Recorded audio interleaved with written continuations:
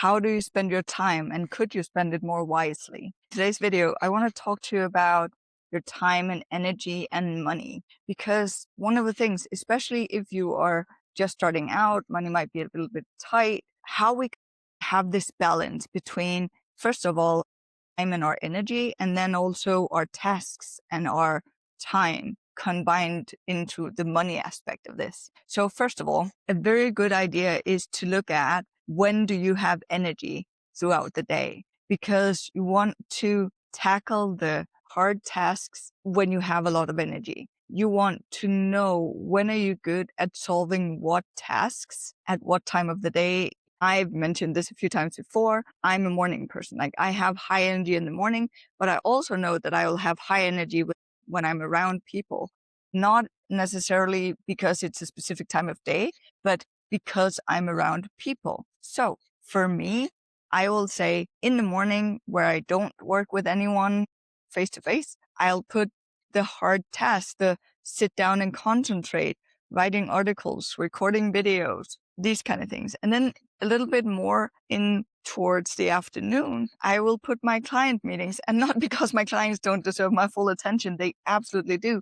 But the thing for me is that they will get that because having those meetings gives me energy, right? So actually I'm doubling up here. I'm both taking low energy time and making it high energy time for me. And I'm helping my clients in a way that makes more sense to them as well, because that means that I can focus on the tasks that are more draining for me in the time where I have natural energy. So look at this. What is this for you? And maybe it's something that you right off the bat know, hey, this is my time. This is my energy time. Or maybe it's something where you need to kind of figure it out. And if you're the kind of person who's like, oh, I'm just drained all the time, then go back and look at my video from yesterday about treating yourself right, because then it's probably because you're on burnout or feeling overwhelmed and really need to rest a little bit more, maybe need to restructure the way that you do things for yourself and in your business. But as a normal cycle, we do have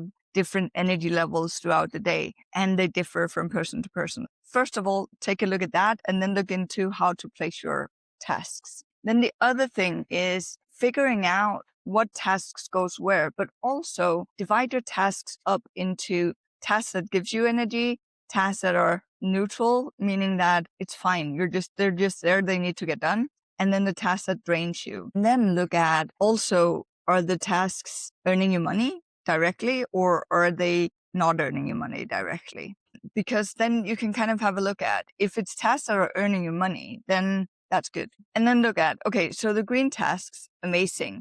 Those are good. And you can maybe even put those in the times where you have less energy, because they help you get energized as well. The red tasks, or the low energy or taking away your energy tasks, are tasks that you should see if you could outsource, really. Figure out if there's any way that you can outsource this. And then the medium tasks are tasks that you're figuring out. Maybe it's a task that needs to be in your high energy zone, because it's tasks that needs to get done and you're the one who can do it, but it's not really super like giving you a lot, right? So figuring out how this little puzzle works out. And then you might sit there and think, but Deanna, I don't have money to outsource anything at the moment. I'm totally new and that's really hard. And that's fair. And I'm not saying outsource things you don't have the money to outsource, but here's a little idea for you.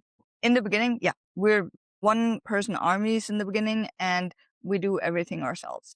And that sometimes just is the way that it has to be until we get to a place where we can outsource. But a lot of people actually wait a bit too long to outsource because they're still afraid.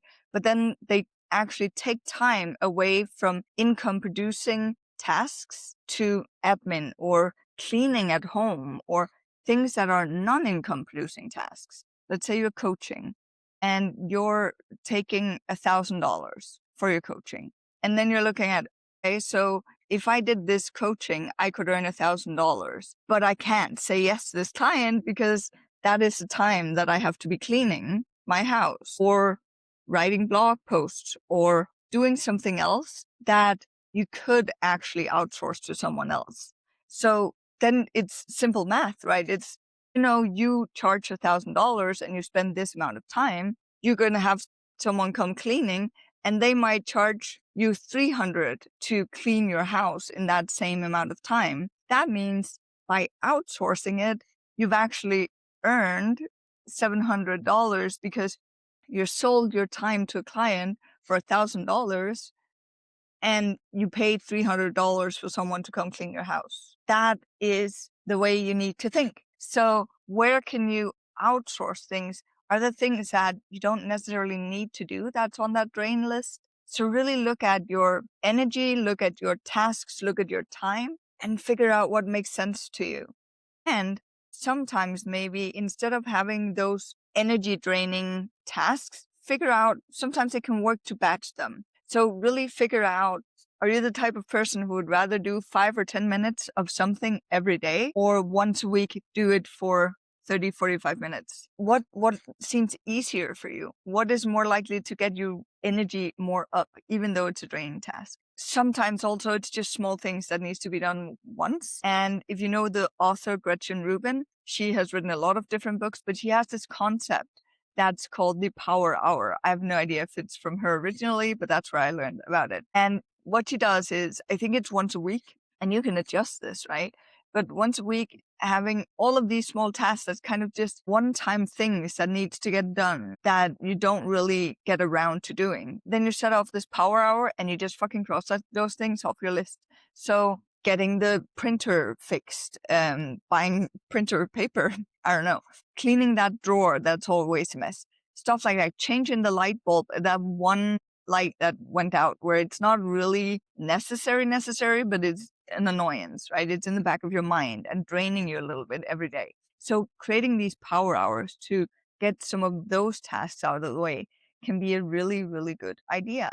So let me know in the comments, what is the tasks that you love doing that really energizes you? And what are the tasks you should try and outsource? And maybe someone reading the comments can help you with the outsourcing part of those. Let's see what happens. With joy and excitement, have an absolutely amazing day.